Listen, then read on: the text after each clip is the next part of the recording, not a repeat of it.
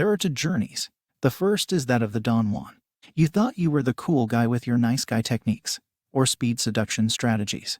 When you heard, be a man, you thought, what? I have a penis, do I not? Doesn't that automatically make me a man? No, it doesn't.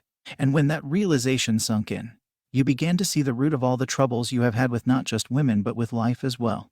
You began to see that most males were wimps who bent over for groupthink and refused to stand straight with their own conviction.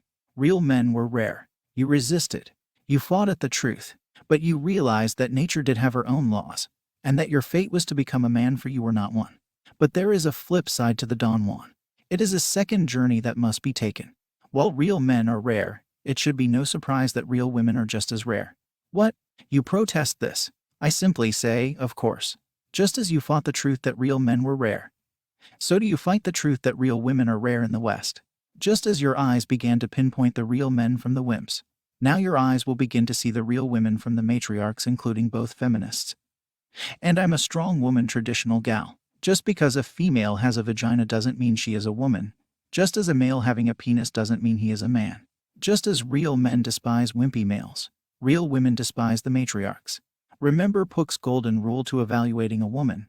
You can judge a woman by how she treats those who will do nothing for her. I know it is hard. It is lonely at the top. The only advantage to mediocrity is that they are in plenty of company. The talented, the original. The movers are very few and very alone. But since real ladies are just as rare, they are just as lonely and disgusted at the mediocrity that surrounds them. When you found out how rare real men were, the world changed before your eyes. But once you know how rare real women are, the world will again change before your eyes. But I don't like this new world. Puck, bring back the old one.